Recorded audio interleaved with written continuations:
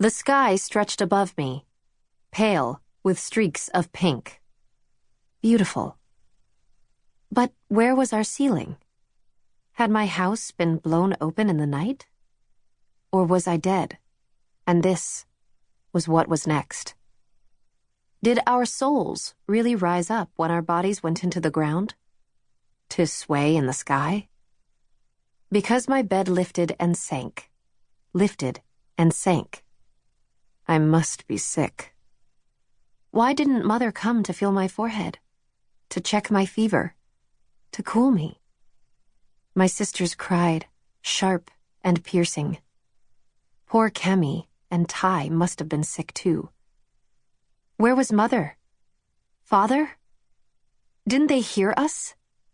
Why didn't they come? I'll help you, I tried to tell Kemi and Ty. I reached out my hand from under the blankets.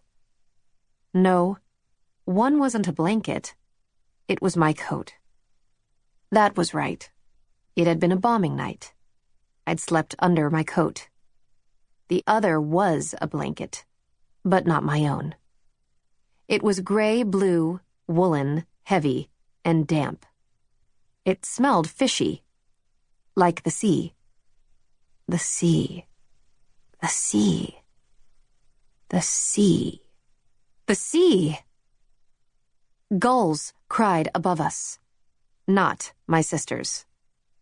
The boat's motors slowed. Land ahead. Are you feeling better? The fisherman asked. Had I been sick then? Better. Rough night. After it got choppy, you lay down, clutching your stomach. It was better knowing that Mother wasn't here.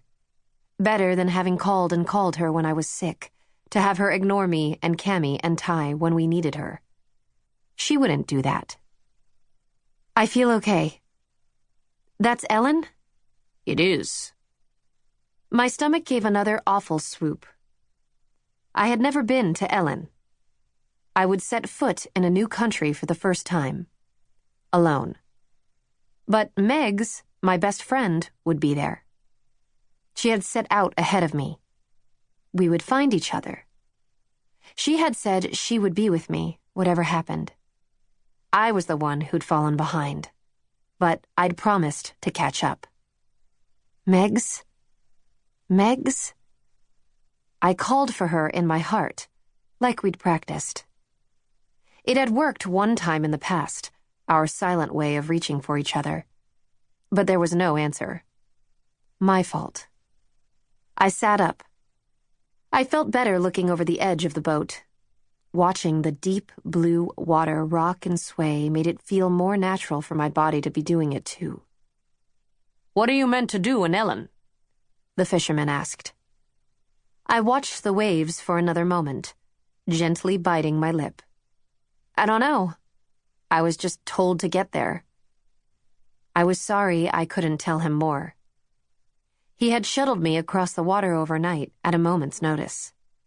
Could I say that the Teja Arrowburn Empire was about to occupy Sofarende? I knew that our country was far behind us, but its absence from the horizon made a lump rise in my throat, as if Sofarende already were no more. I might not be welcome back there anyway, not ever again, if anyone had figured out what I'd done. You should stay when we get to Ellen, I said, the most I could hint. I've got 2 little ones at home.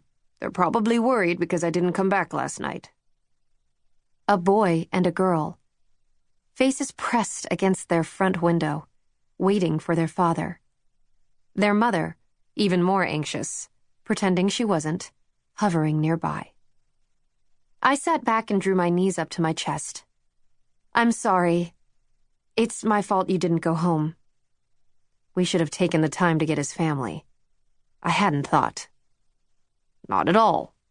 Orders are orders.